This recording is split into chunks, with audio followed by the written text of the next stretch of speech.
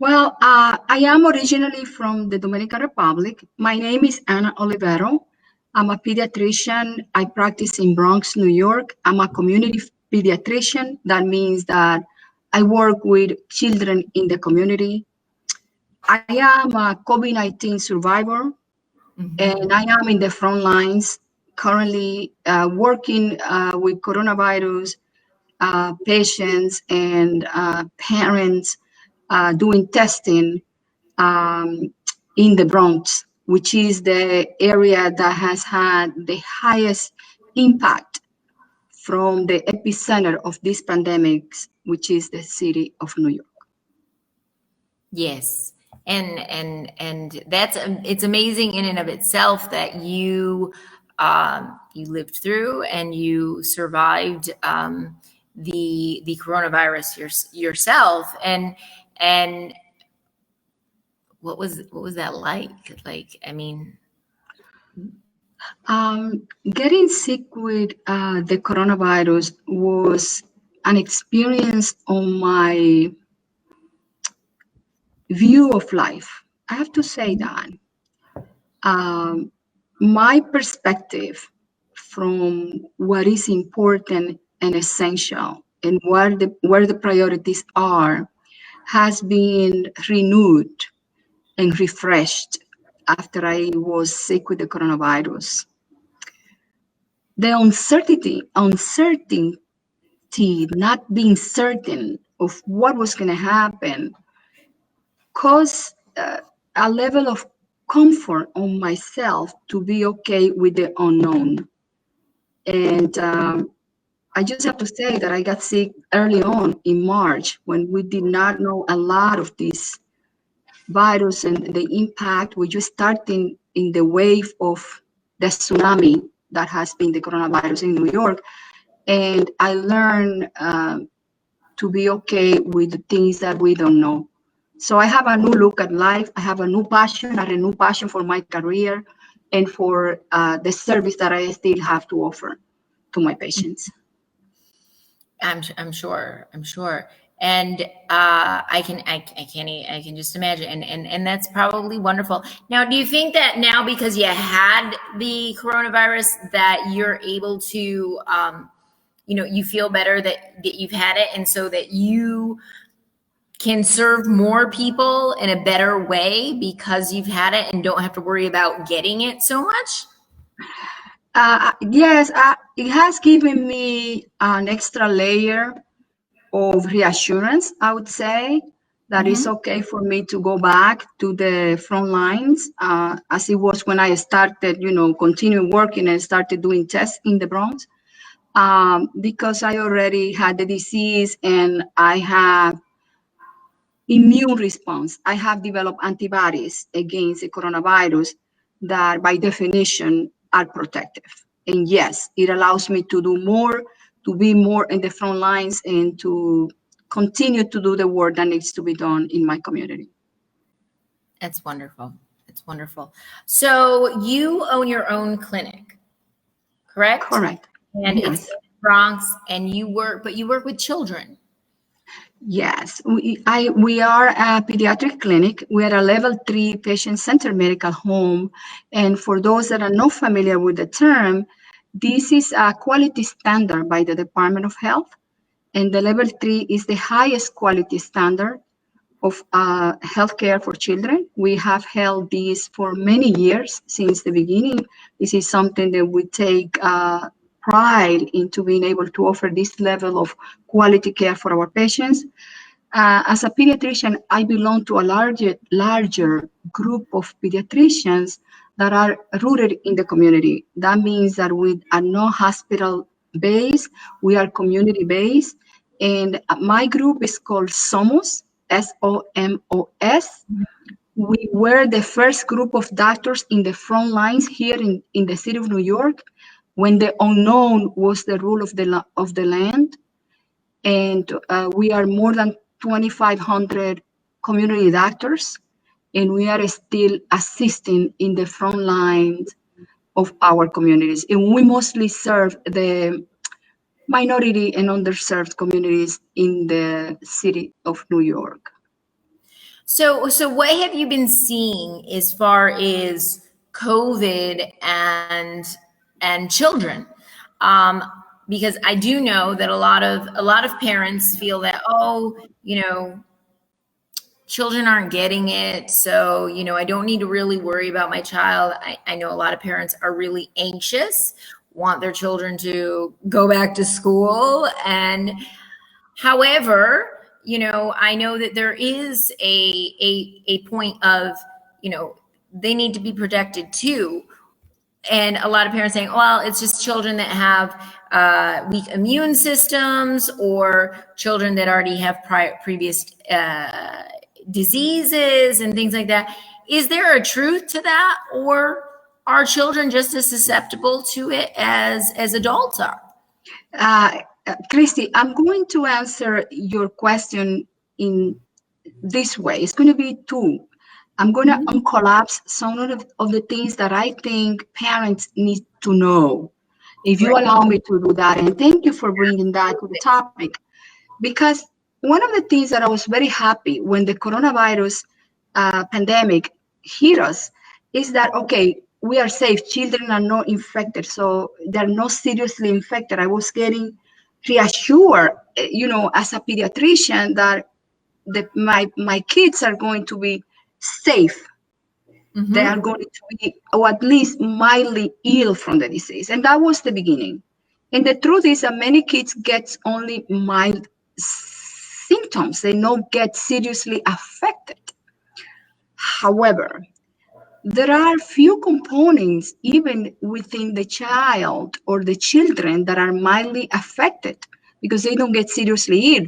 But don't forget, and I'm going to bring this to the conversation, that they are also a conduit for the coronavirus for the older population. Like in our population here, in our communities, these households, these apartments, not only children, but they have the grandparents, the grandmother, the older aunt that may live in the same environment.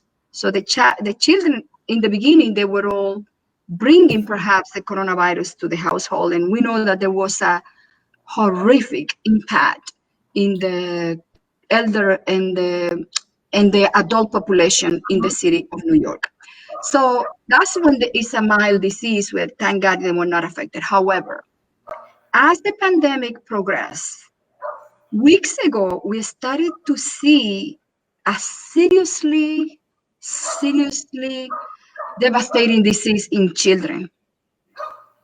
And it's been a surprise for us as a pediatrician. We are still trying to put the pieces together here in the city of New York.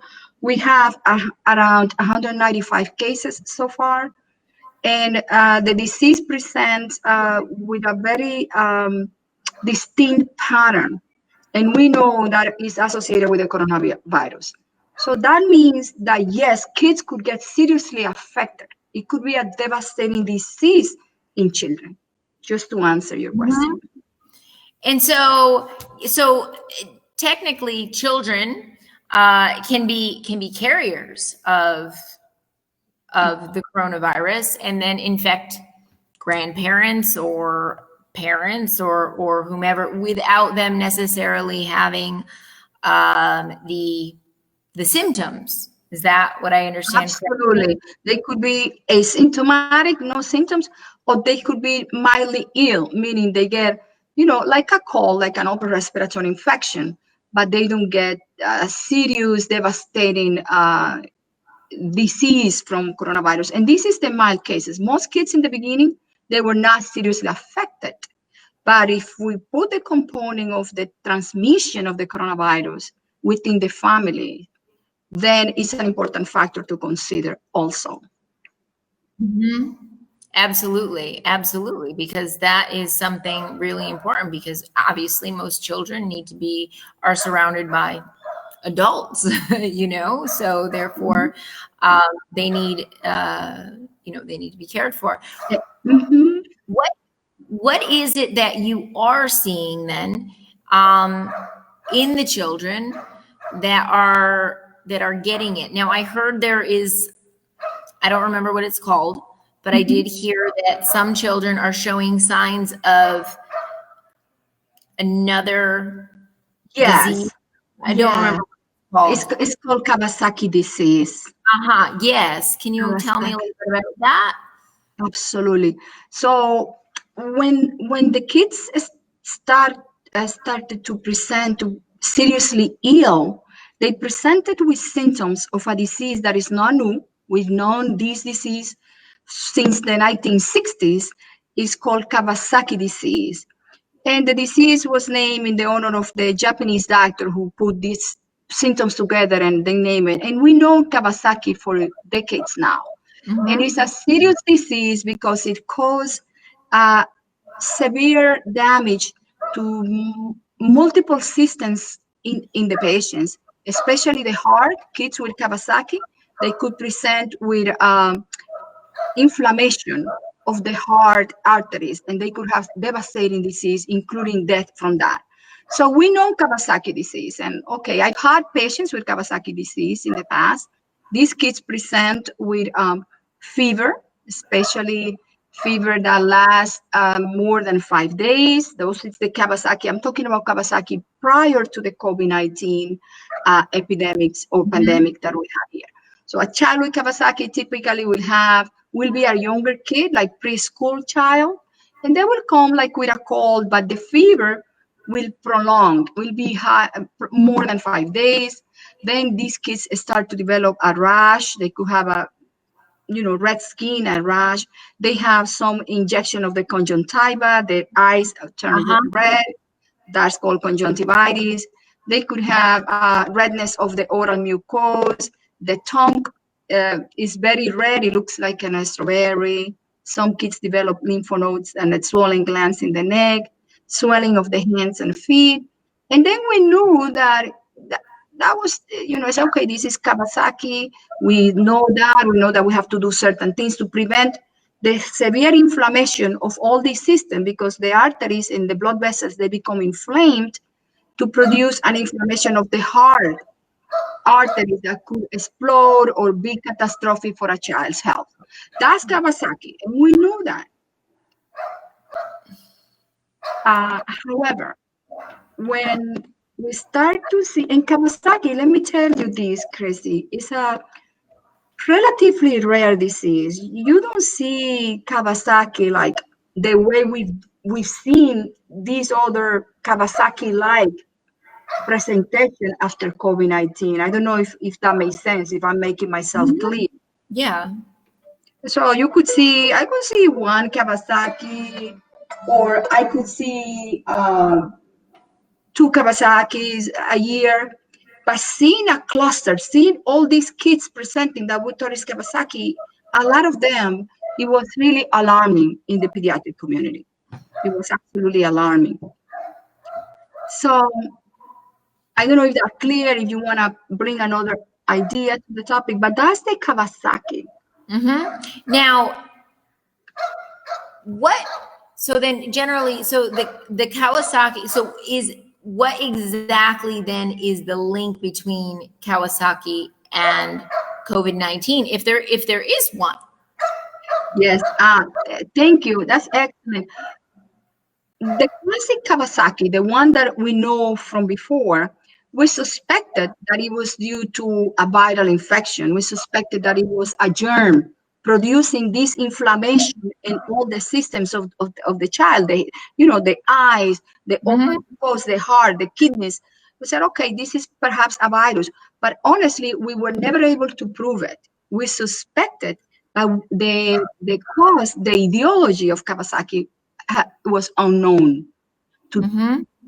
So now we get these kids that are 95% positive for COVID infection, presenting with Kawasaki-like symptoms, very similar.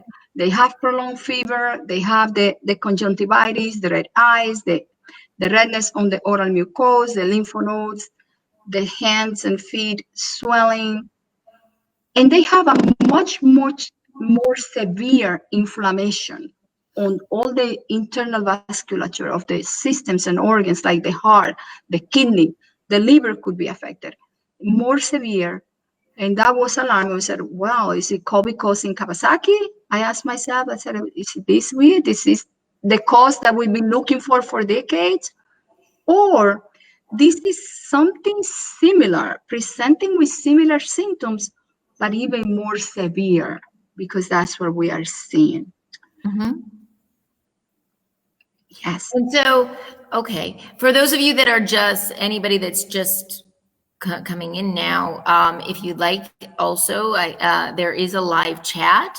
So if you have any specific questions that you would like to ask, Dr. Ana Olivero, who is here with us from her clinic in the Bronx, Ola, right? It's called Ola Pediatrics. Ola Pediatrics in the Bronx.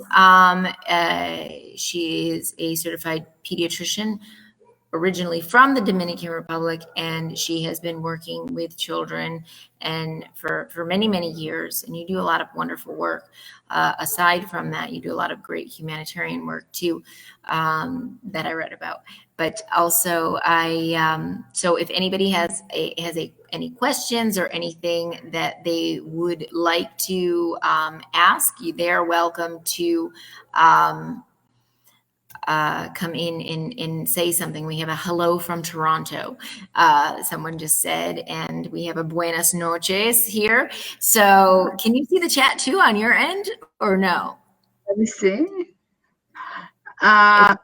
It's over on the right hand side, but yeah, I don't know if you can see it. Are you able to, you can see it?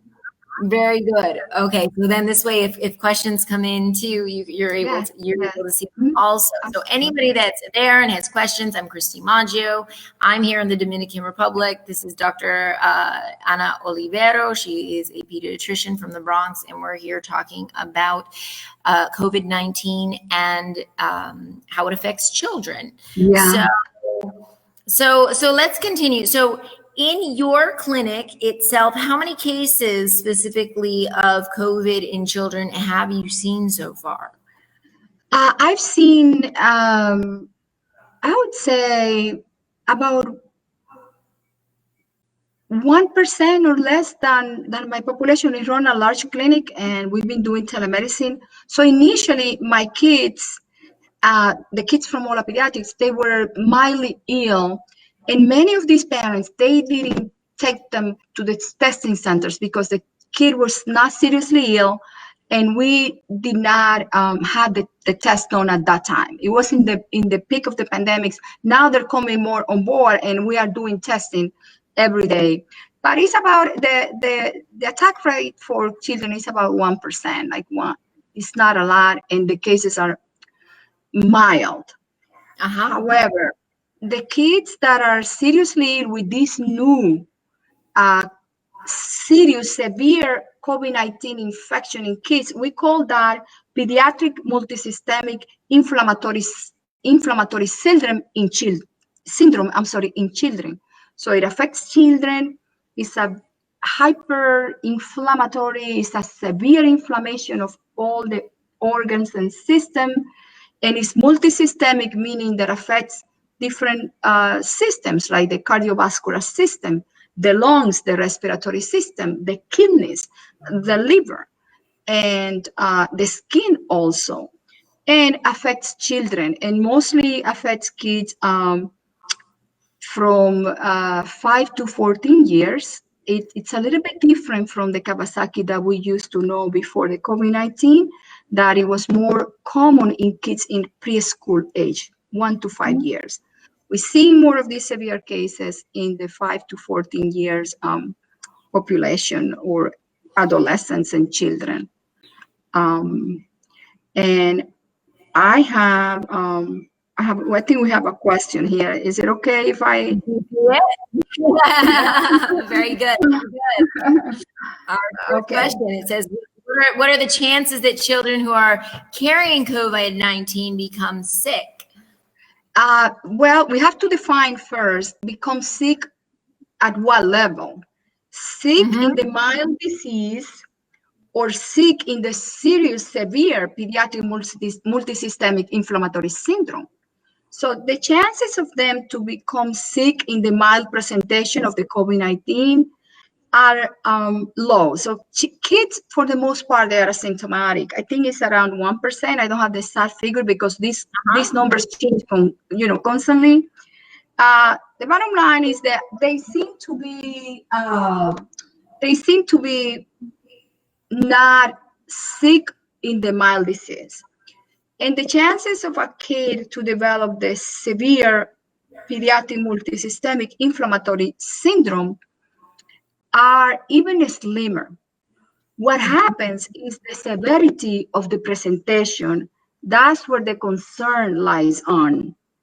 That's where we want the parents to be aware that if a child presents with prolonged fever, the rash, the conjunctivitis, or any attack at the child systemic status, meaning not lethargy, the child doesn't behave or looks at himself, they need medical attention, because if we delay the attention, the disease could be fatal.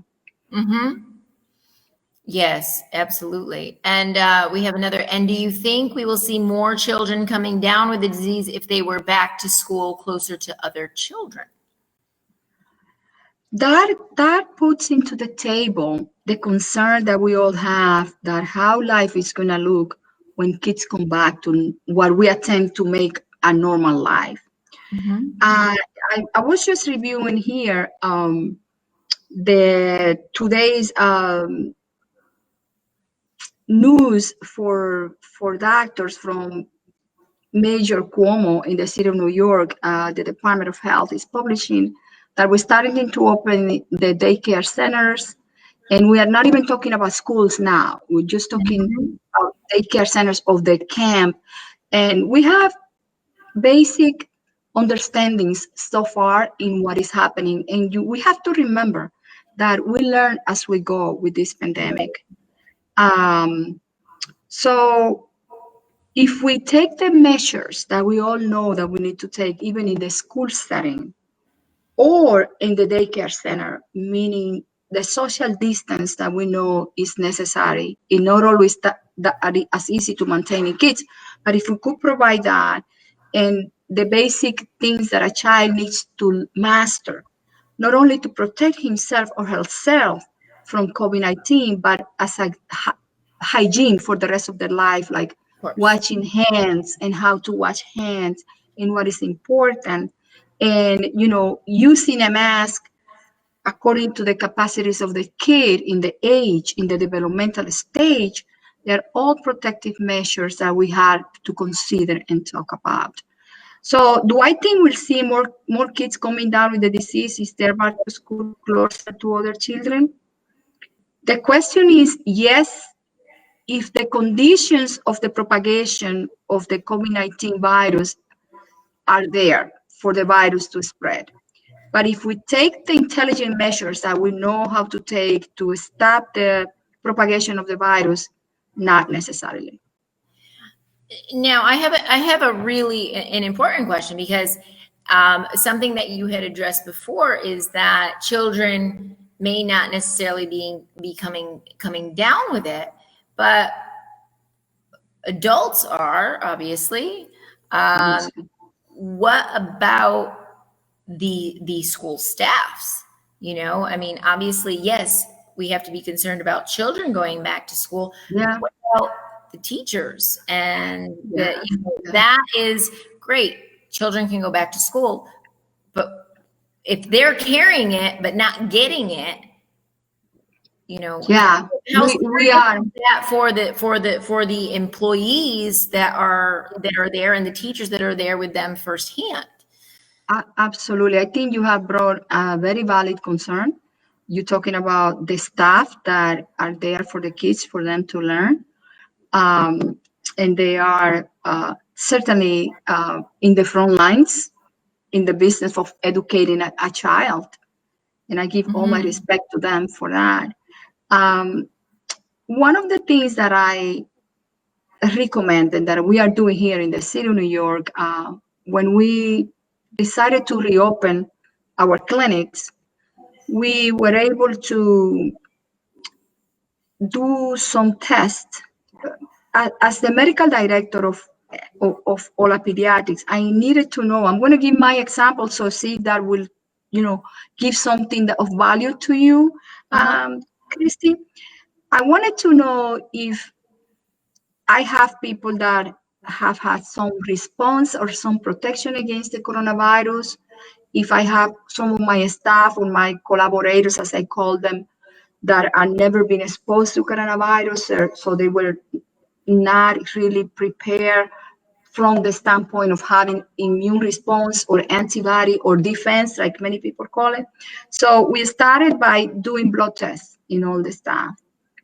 And what I found on my organization is that about 30% of, perhaps 25% of my staff, they have antibodies. They have had the virus either with symptoms. Some of them I know because they were very, very ill, or without symptoms. Some of them, when the blood test result came, they were surprised because they said, I never felt anything. So they were asymptomatic.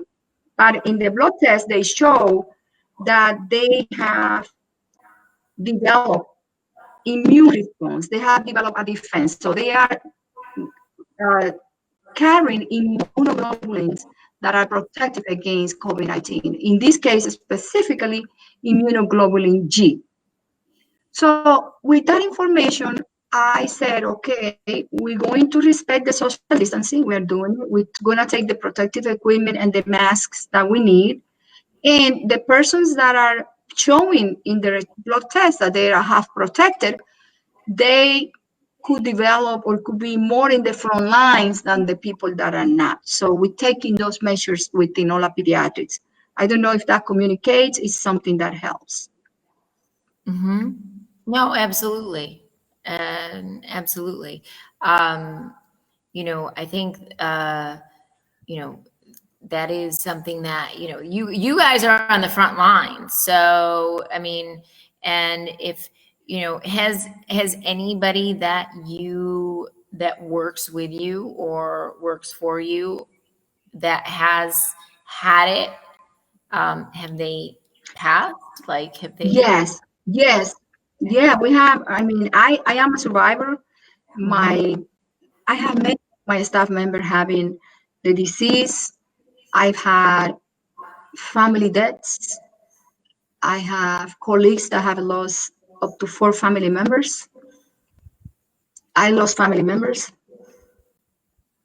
Yeah. And I still have one of my staff who's her brother is on the intubated for about 2 months, and he's still seriously from COVID.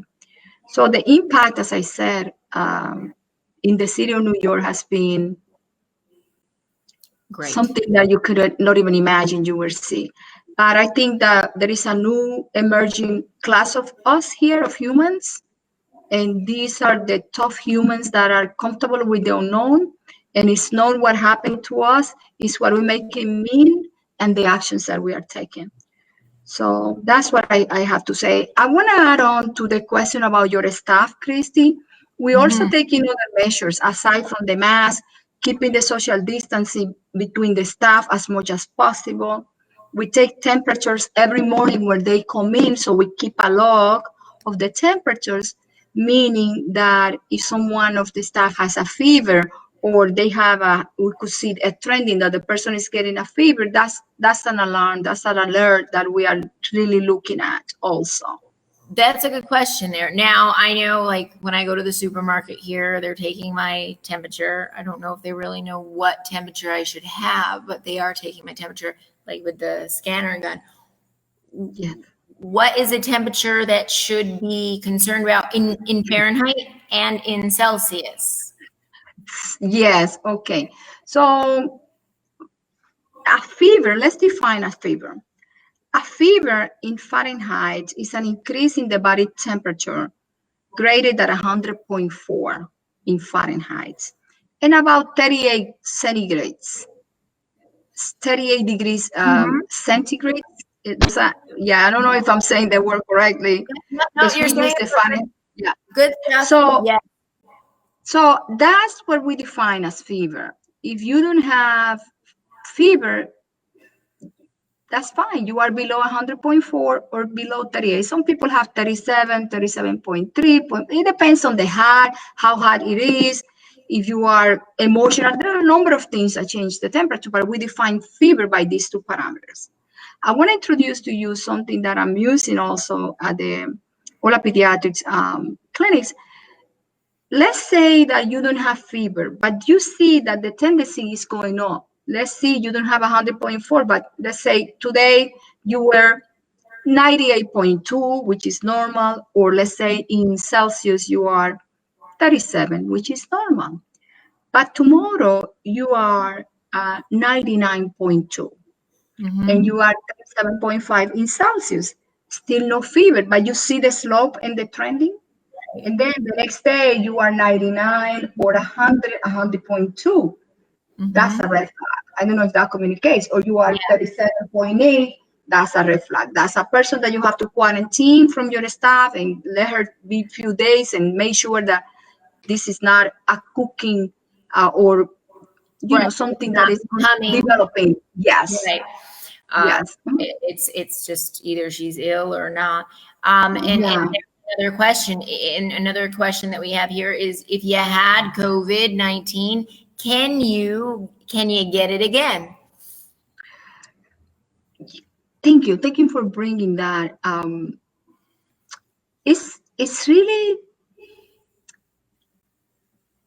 not clear yet because we don't know enough. And the reason it's not clear is because we don't have the historical data for us to tell you. Like when we look at diseases that have been here for centuries, like polio, we could say, okay, we look back and we have data. COVID, we only have few months of data. But if I put that aside to answer the question,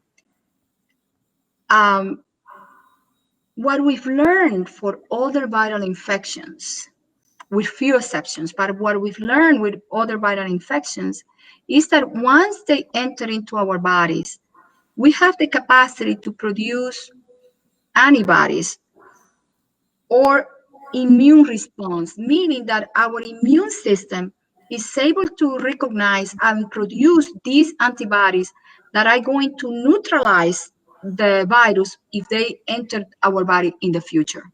That's what I call the immunoglobulin G, the IgG for COVID-19, is a neutralizing antibody, meaning that in my case that I already had the COVID, I'm going to use my own example if you allow me to do that. Absolutely.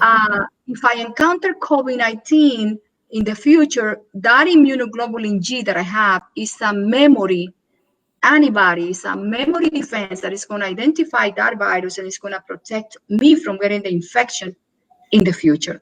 And I could say that has worked, that model we know very well, and it works very nicely with other diseases. For example, if you get, let's say, mumps, people who get mumps, they develop their antibodies and they are protected. If you get measles, you are protected because the body produces the antibodies against this virus, and the antibodies are good. They last a long time. And again, COVID, we are hypothesizing that that's what is going to happen because we have the history with these viruses that are not COVID, but they are also viruses from the past. However, we don't have certainty. We cannot assure 100% that this is the case, but we are hopeful. And I think our body has known what to do for thousands and thousands of years. Right. And our immune system has an intelligence like no other system. It's better than any drug. So I think that the intelligence over the human immune system is going to show success with the coronavirus protection. Which is ultimately the idea of a vaccine, correct? Like a vaccine, technically, you are injecting a small amount, a dead, very minuscule amount of that virus into your body. And I did this with my students the other day, where your body kind of creates what they call, the immunity cells, like soldiers. Your body produces your soldiers, and then it stops you from getting sick. is that the same idea with, I mean, that, you know, this way, if you have had the virus, then your body has created the antibodies and therefore is protecting you already because they know to fight against those. Very good. Absolutely, you are right. Kristi, you put two scenarios here. Scenario number one is that you already have the virus, so you got the disease. The body had the full flavor of the virus because you contracted the disease and you have your immune response, your defense. But what happens if you never contracted the disease? You are always at risk to getting the disease with the potential serious complications of the coronavirus. So the concept of vaccines is that we take a fraction of the virus and we give the person a flavor, as I explained to my parents with other vaccines that I do routinely. I said, let's take a fraction of the virus and let your body taste it. So it's not going to cause the disease because it's not whole. Like if I give you a taste of my hand cannot do all that my body could do, as an example, but you get a flavor of me. So the same thing happens with viruses. So we get a fraction of the virus, we sometimes attenuate it, and we allow the immune system to recognize it and build an immune response. That's a basic concept and principle of a vaccine. I think we have another question. Yes, we do. It says, do you think you can get COVID from touching the virus on surfaces as much as you can by contracting it airborne or from other people? Very good question. Very good, yes. I don't have the exact statistic. I cannot tell you what percentage, because you have touched in the two modes of transmission that we know from COVID-19. We know that the virus can survive in surfaces, and the hours change from 13 hours to, I've heard, 13 hours to more hours. But what we need to be clear is that the virus could survive in surfaces. That's why it's so important to clean it. Yes, I think you could get the virus from touching contaminated surfaces, because you touch the surface and then you bring it into your mucoses. Right. I think it's, yeah, because ultimately the virus itself needs to be, it's not just by touching it, it has to. No. Either you bite your nails or you breathe it in, some way like that.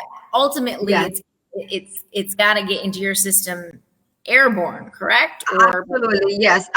The coronavirus is an airborne infection.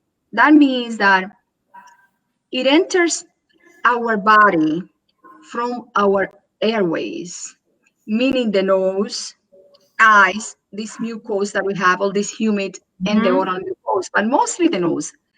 And what happens is that if the virus is alive or is in a surface contaminated and you touch it, you eventually touch your mucoses and the virus enters your upper airways. It could also be in the air and you are breathing it from another person that just spilled the virus into the air in a, invisible way, and then you breathe it into your system. So yes, by contact you could self-infect it or by breathing. Now say I contact it with my hand, but prior to touching myself or breathing it in or touching my eyes, I wash my hand or I apply antibacterial gel or whatever it is. Does that kill it? Because I think that's our question. Will the virus die off when you wash your hands or using hand sanitizer? So say I have it on my hands, but prior to me doing anything here, I wash it. Yes, and you have and the virus is very susceptible to soap and water. It kills it. Not only this virus, many viruses and bacteria that could affect our health. They are really very sensitive. They respond. The soap and water kills those organisms. So number one, soap and water. Especially, I recommend that in kids because the hand sanitizers, they are effective, but they could be toxic if the kid swallows it. So we recommend more soap and water. I'm also recommending chlorine solution. The protein portion of the virus disintegrates in contact with chlorine. So if you prepare a solution, like let's say you put 1 part of Clorox and 4 parts of water, you add 1 part of Clorox, 4 parts of water, you have a chlorinated solution. And that solution is very good to clean surfaces, the soles of your feet at the entrance in your house. So you clean and you rub it. We have it in my office. We just spray it and then we clean it.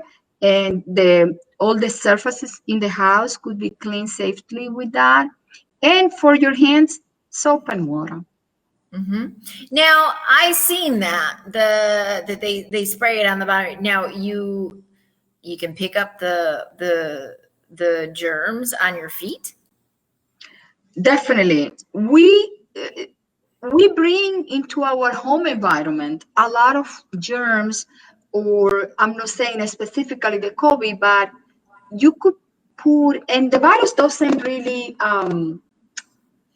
have the capacity to travel such a long distance, but it's very hard for us to really reconcile all the dynamics of the movement of a virus in the air. And I said that's an extra layer of protection that's one of the things that I put into my life, Kristi, after you said, how did it change? Before I was not very aware of that, but now when I enter my house, I do clean the sole of my feet because not only viruses, let's just be clear, a lot of contaminants that we bring from the street and from the outdoors into our indoors environment. So the bottom message that I want to carry here is that the Clorox kills the virus immediately on contact. Soap and water does the same thing, and also gels, alcohol gel solutions. I think one thing too is that's really interesting is that no one really realized before having to wear the gloves, how dirty your hands actually get, even just by going into the supermarket, right? Like you come out of the supermarket and your gloves are like a little bit, like yellow or brownish, and you're just like, well, what did I touch? And so I think that now, in that sense, a lot of people are also realizing, well, wow, what is it? What are you doing? Should you wash your hands before using the washroom? Interesting question. Okay. I'm going to go to the prior question. I'm going to ask if it's clear that I'm sorry, Kristi. That's okay. But the virus died off when you wash your hands or using hand sanitizer. The answer is yes. It's yes. You have the power to kill this virus. Absolutely.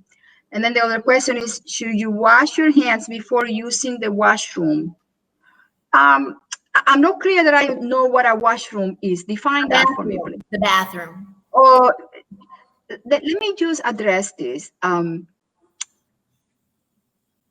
We should wash our hands as often and as frequent as we know that we have to because they're dirty. You are the best sensor, the best device, the best anything to know when your hands are dirty. And I encourage you to explore into that, to pay attention to your hands. So yes, wash it before you go to the bathroom if they are dirty. Wash it after you go to the bathroom if they are dirty. Wash it in the morning. Wash it every time that your body is telling you that there is strangers in the hands, because you feel it. We all know when the hands are dirty. My invitation to you respectfully is pay attention to that signal from your body and respond to it with a gentle wash. Yes, absolutely. Hello, Sean. We have Sean says hello. Hi, Sean. And thank you for joining us. I think some people, which I've had this from some parents that say, well, now that we have all these masks and washing our hands all the time and keeping gloves on, our body is not building up its natural immune defenses. What do you have to say about that? The question is if we should allow the body to develop, natural immune defenses, get their own experience. Like we said to the kids, okay, you're gonna learn from your own mistakes. It's kind of the same thing. Let us build. And this is a very valid point from the standpoint of childhood diseases, for example. Kids do develop a very strong immune system by experiencing and exploring. And one of the things that I want to bring to the table is that I don't know if the parents have noticed that kids, when they're very young infants, they tend to bring everything to the mouth. There is a phase where they mouth things. They need things that are not edible. Anything the babies will put. And I wonder, as a pediatrician, and I know this is a self-inoculation for the child to start to develop a strong immune response. So that is a human behavior that we witness. That is a natural impulse that kids have. But on the other hand, another side of that coin is, what do we really want to do in terms of dealing with a new entity, a new germ from whom our bodies has never been exposed in the history of humanity? We had never had coronavirus into humans. And whether we should allow us to go on and whatever happens, or we should take measures. Right. I think that if I put that side of the coin, I would definitely step up and take measures for my kids and my patients and my family. Right. I mean, I guess if you know right and you know wrong, or you know what could or what could not happen, then, if you have the option of taking those steps, then absolutely, that's important. I think that, I think that you've answered so much. I think that from my standpoint too, we have another question here. It's a really good question that I didn't think about. So as I was about to ask myself, I'll let you answer this one first. Is it known if our pets can get or pass on COVID-19? Interesting question. Very interesting. And I don't know. The answer is, I don't know if, a cat or a dog could pass the COVID-19. However, we had few cases in the Bronx Zoo here in New York that tested positive for COVID-19. Animals in the zoo? Yes, wild animals. But they survived and nothing. We had a couple of the Bronx Zoo. I don't remember it was what kind of animal, but one of the wild animals in the Bronx Zoo, they tested positive for COVID, but they did not get sick, and we don't have evidence of transmission into humans. Very interesting. Yes. Really interesting. Most likely, no. I tend, if you tell me what side would you pick, I would pick no, because we don't have any evidence that these are the transmission. It's human to human transmission. Right. I guess the question would be, was one of the zookeepers or one of the animal keepers, did they have COVID-19 to pass it on to the animal? Because really, how is the animal going to contract the disease? There's another question. Do you think we will ever get back to life as we used to know it, or will we always need to take these precautions? Okay. Yes. I'm going to answer this question in two phases. The first answer is if we'll ever get back to life as we used to know it. I asked myself this question, and I'm going to compare this with a child. With a child that learned how to crawl, how to cruise, how to walk, how to run, how to jump, will ever go back to the beginning? Right. Will they If ever go I, back to crawling? they don't go back to crawling if they're healthy. What I learned from that is that humanity is growing and evolving and developing as a collective. And we are early into our development. But what life shows me as a pediatrician is that when a child no longer crawls, the child is going to cruise and then he's going to walk and then he's going to run. And I compare that. I don't know if that good, gives you a good metaphor for your. I think that's an excellent analogy. Absolutely. Absolutely. And the other thing is that if we always need to take these precautions, I'm going to split the precautions. And I'm going to put the ones that I think are going to always need to be there, because those will be the lessons that we learn from coronavirus. Knowing how to protect our health from consciously making sure that we respond to the need to wash our hands, and the whole people learn it and we teach it to our kids conscientiously, not because somebody's looking at you, but because you know that this is a healthy step for you to keep your healthy and your health and your sanity. That is going to remain with us.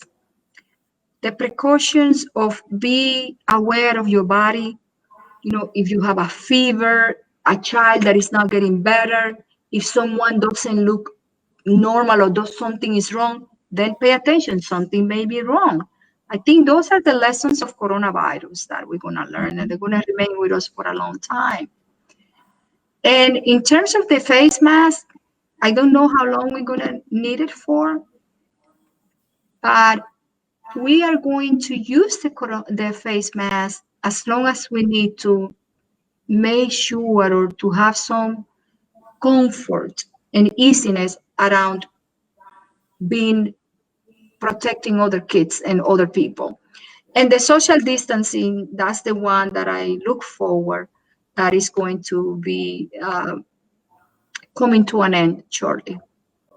Yeah, I know. I do know that here in the Dominican Republic, they put out a set of protocols that you need to abide by for next school year, being that children need to be 1.5 meters apart, which is over 3 feet apart from each other. Mm-hmm. They're not supposed to touch each other. They're supposed to wear a mask in school all day.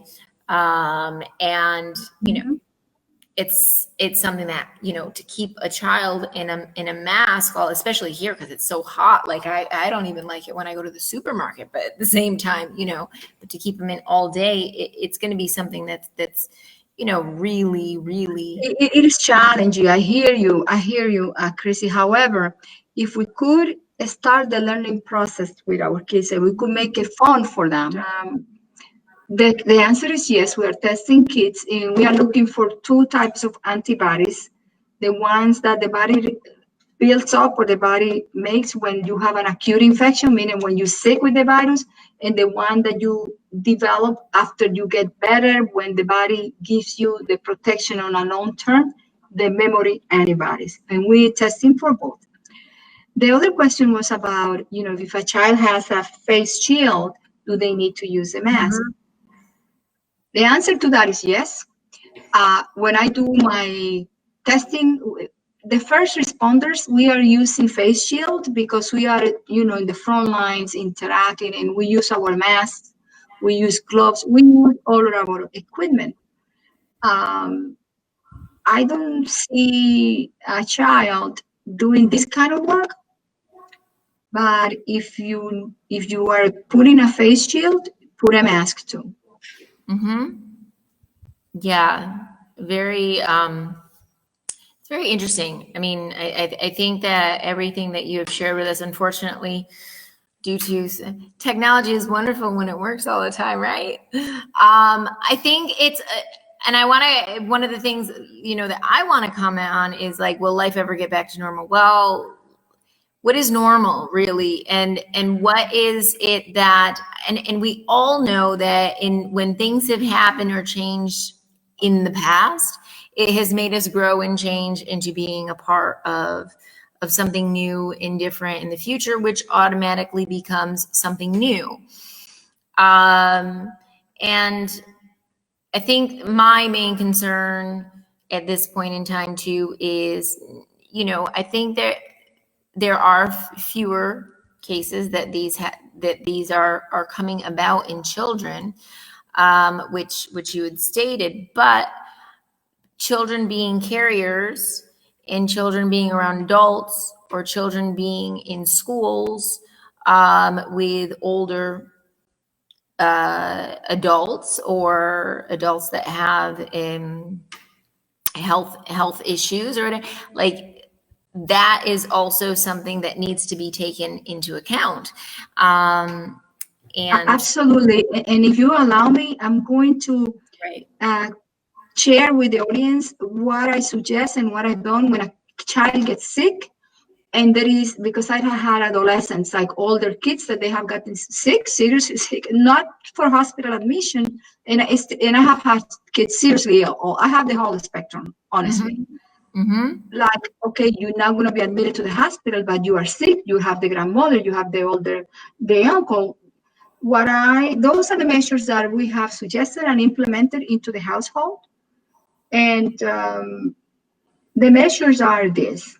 Okay, so you have, let's say, an adolescent is getting sick, or a 12-year-old. The first thing as far as is possible, to isolate the child into a room. You put a child into a room, and I'm going to talk about what I did, because I think it's more closer, if you allow me, because I got sick with the coronavirus. My mother is 83. And my son, so in my household, my mother, imagine, with my mother, 83-year-old, I was very, very fearful and very anxious that I will bring this disease to my mother. So what I did is what I recommend to all my patients. I got myself into a room, and I would come out of my room only to pick up my food. And when I was coming out of my room to pick up my food, my mother will go into her room. So we never really crossed, my mother and I, or the elderly, or in the household. And all of us were wearing our masks. I had my mask on. My mother had her mask on. When we were coming into the common areas, we were only taking our mask off when we went into our rooms. I used the Chlorine Solution to clean all my surfaces in my room.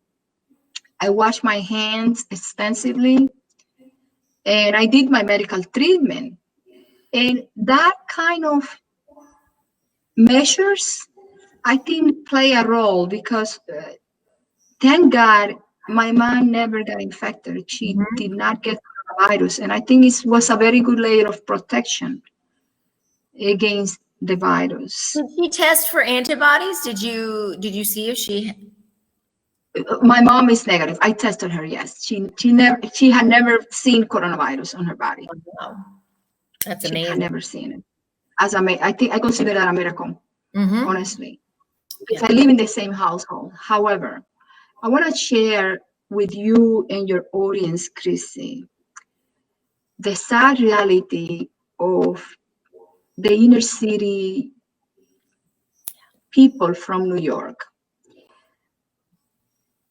Those apartments in Upper New York, in Washington Heights, in Queens, in the Bronx, the highest affected, those apartments are like nursing homes, because the grandparents are there, or the elderly with the kids, and they many times don't have the luxury and the privilege of go to a different space and have an own room. We face that reality. And I asked myself, okay, if this is the reality, what's the best thing we could do? Because you cannot be standing by a window if you only have one bedroom in your apartment, and there is a family of 4 or 6. So this is something that we really worked out with the SOMOS organizations, that is the larger physician group that I belong to. And I think our community paid a very high toll in death from the elders in this community, in the Washington Heights, in the Dominican community, in Queens, in Bronx. what would I do differently, or what would we do different if we had the chance to? Instead of having the whole family in that small space, we will move all the elder people to the upper apartments, and then we'll bring the kids to the lower apartments in a case of, crisis like we had. That could be done. And I'm not an epidemiologist, but it's something that the epidemiologists of our group had considered. So that I would recommend. Yeah. I mean, and that's the thing too. I mean, even here in the Dominican Republic, I mean, you're lucky that there is even a bedroom, as opposed to, and having the number of people living in the same area, in the same space. So what I would recommend in that case, if a member of the family, a younger, because we know that the disease is less severe in them, if they get, we could remove that child or that adolescent, that family member, to a space where they could have that isolation for at least 14 days. Or we'll bring the elders to another space as much as possible. That lesson we learned here. It was a very hard lesson, but we learned it here. Yeah. And unfortunately, it is a hard lesson to learn. And there's another question, which you had just mentioned about the 14 days of quarantine. Do you recommend traveling, and should you be quarantined, and for how long? It depends what traveling is. I really think that we need to wait until there is more clarity about the patterns of this pandemic. Definitely, we are in the down slope of the curve. The peak of the pandemic is coming down. And as things go back to normal, if we have to travel, yes. But if you ask myself as a human being, this summer, I'm not going to go out on vacation. I'm going to wait and take those measures and see what happens. And traveling for leisure, vacation, I think we could all wait. Now, if I have to travel because other reasons, if there is traveling, I'll travel. That's what I would say. And quarantine. Well, if you are sick, if you are not feeling well, if you have tested positive for COVID-19, or you think you are COVID-19 sick because you have all the symptoms that are, like, it varies from different people. It starts like a cold, and I'm going to say that the COVID-19 is not the flu. That it was not on my experience. It is much more severe than the flu, and it takes a huge toll on your energy levels. It depletes the energy. Some people get pneumonia, they get sick, they get ventilators, some others headache, sore throat, fever, chills, body aches, and some people get exquisitely weak. That was my case. And then you need to quarantine for at least 14 days, ideally 21 days. And until you are feeling better, your symptoms have resolved, but give yourself some more time after your symptoms resolve to have the body the opportunity to build the long-term defenses, and also don't bring the disease to others. Right. Now, a question is there a way, say somebody needs to travel, and they get to their destination, but they want to ensure that in the traveling, they did not contract the coronavirus. Is there a way to be tested to find out if you came in contact with the coronavirus in a quick way without having to quarantine yourself for 14 days? Yes, we could do the nasal test. Let's take the scenario. You have to travel for whatever reason, and you want to take your measures in the airplane, in the airport, the social distancing. We want to protect ourselves with our hands and this. And let's say that you start feeling symptoms, or something is wrong. Your body is telling you that you may be infected. So we have the nasal test. We do it here in New York. And it's a swab that identifies coronavirus in the earliest stage in the nasopharynx. Now, how long do you need to have been in contact with the virus before you can tell whether or not you have contracted it? The incubation period is from 3 to 5 days. So it's a short incubation period for the virus. In my case, I started to feel chills, like a little bit of fever, chills. I would say people, few days up to a week, 3 to 7 days is what I would say for the But what I'm saying, incubation period. for example, if someone say has to travel for work and they get there and they have to have a meeting or whatever it may be. So they're flying to New York. But before they go into the office and they're supposed to be there the next day in the office for whatever reason, because they can't do it over Zoom for whatever reason, is there a way for them to get tested before they go into the office to ensure, even though it's only been, say, 24 hours, for them to ensure that they don't have any? Got it. Okay. Yes, we're talking about coronavirus testing here. So we have basically two types of tests. Let's say in this case, you want to know where you are. The blood test that we're doing is going to tell you whether you have the acute infection, because you're going to have one type of antibodies that we could easily test in a blood test that it comes back in 2 days, or you have been exposed, but you're already building the long-term defense. Is that clear? Does that communicate? So a person would then wouldn't be able to have their meeting in a group for a couple days before they're certain that they don't have. If I will be a traveler, let's say that for some reason I need to be traveling, I will do my blood test to know where I am. Okay, because when the blood test, you could have these types of results. I'm trying to answer your question. Tell me if I'm accomplishing that. You could either be negative, so you don't have antibodies, neither for the acute infection, neither for the long term. So that means your body is naive, never see the coronavirus. You're not going to have those antibodies. You could have shown that you have a prevalence of antibodies. In this case, they are called immunoglobulin M, that are more related to the acute infection, meaning that you having coronavirus in your body at this point.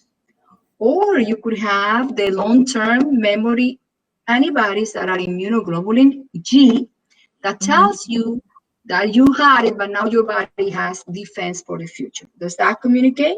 So that gives you a baseline.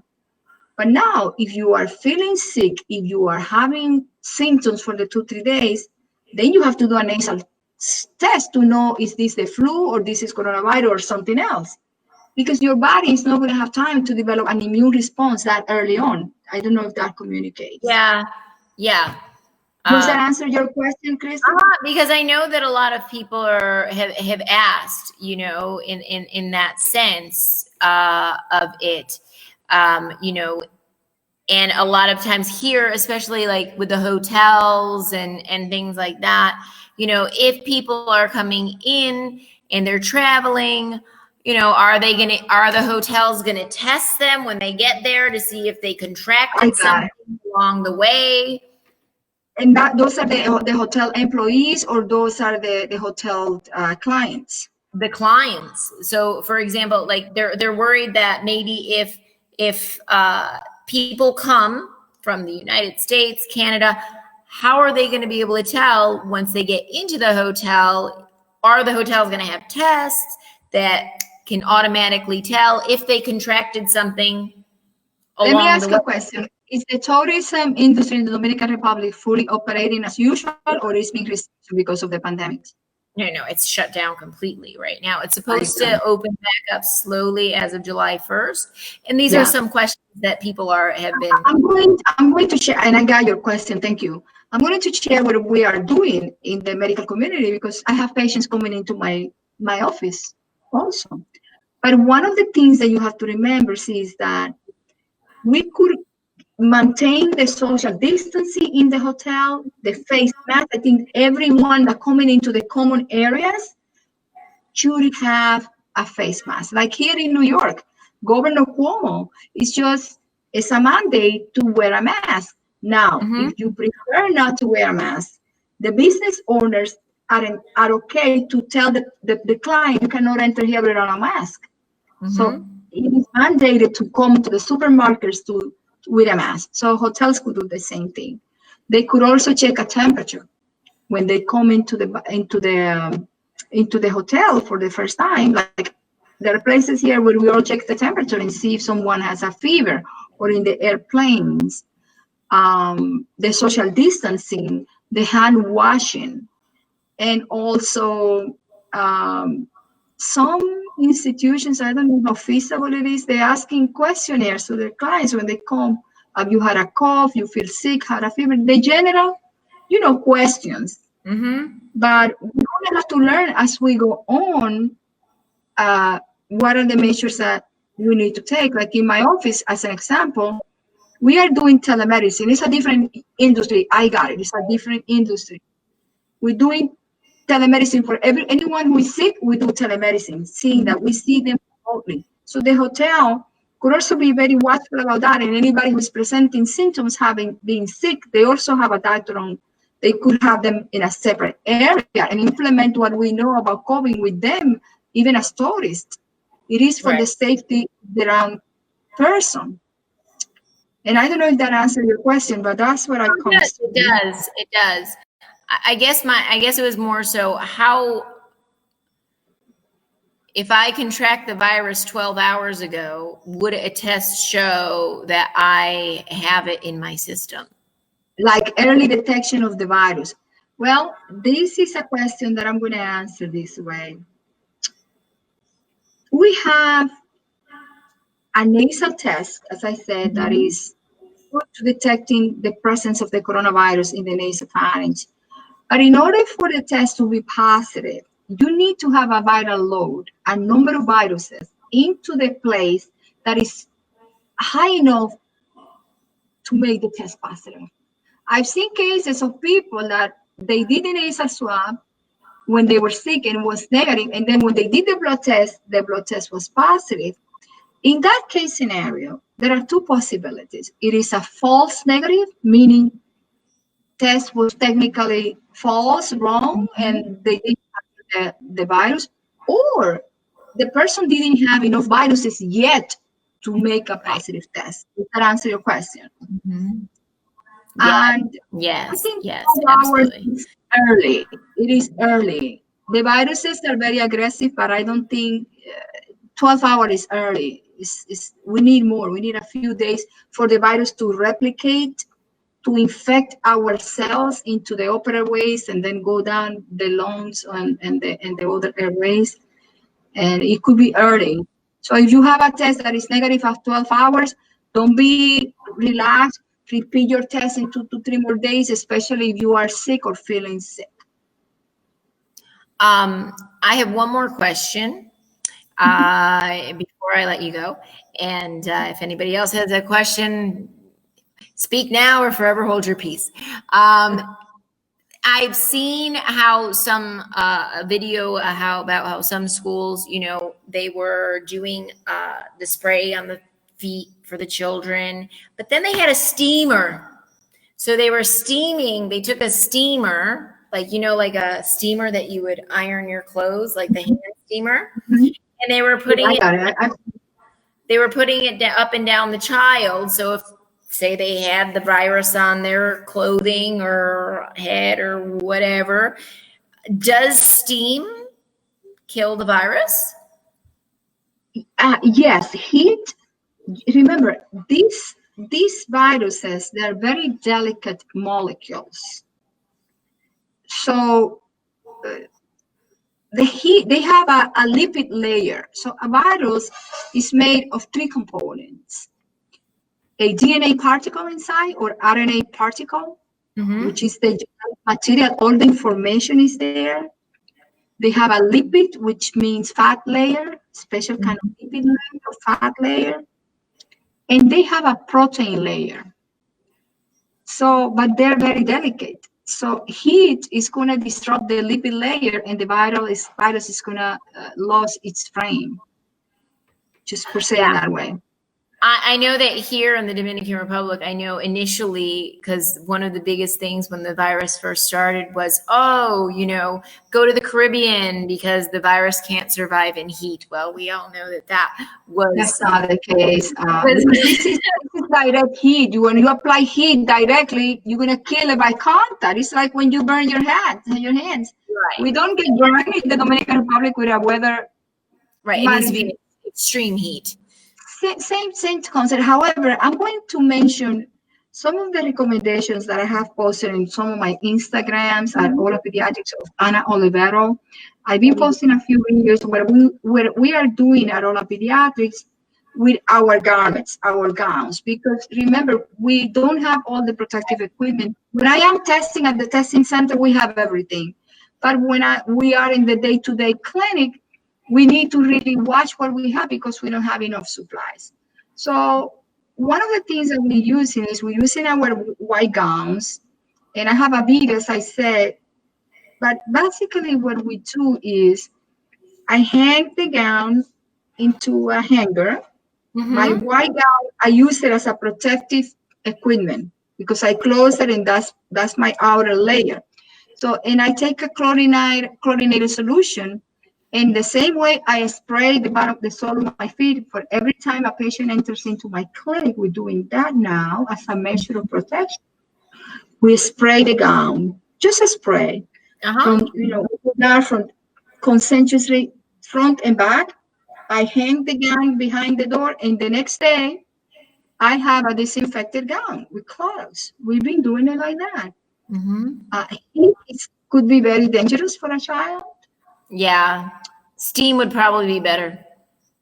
Yeah, perhaps better, yes. But if you don't have that sophisticated measure like a steam in the Dominican Republic, I think you still could use a chlorinated spray solution to disinfect your garments. Yeah, definitely. I want to say thank you so much for being with us. And my goodness, it's been wonderful. It's been really interesting and very eye-opening. And you provided so much wonderful information. Now, if you said you have Facebook and an Instagram that you post on and share things. So all right. Where do people need to go if they want to ask you more questions? Or you could find me on Instagram. Is Ola, O-L-A. That's my last name, Olivero Ana, and the word pediatrics, Ola Pediatrics. And also on Facebook, Ana Olivero, A-N-A, O-L-I-V-E-R-O. We're going to be posting more educational materials in there. And we are also offering a free service here in the city of New York. We are offering free telemedicine advice and counseling for patients. So my office number is 718-548-4040, 718-548-4040. We have a service call center. That's wonderful. That's great. Oh, how fantastic. Thank you so much. And we're going to be with you again next Wednesday instead. So we get to do this all over again. That's so exciting. Thank you. Between now and then, there might be, God only knows. So that'll be wonderful. I'm so excited. Thank you. Thank you so much again for taking this time. And we'll be in contact. I'll share that information also on the page. And thank you. And I'll see you next Wednesday. I'll see you. In the meantime, stay strong, stay positive, stay present, and stay with all the actions that you need to take to keep yourself up and healthy. Thank you. And we have one person that said, thank you, Dr. Ana. You were wonderful. So you were wonderful. Thank you. Take care. Have a wonderful evening. Good night, everybody. Thanks for joining us.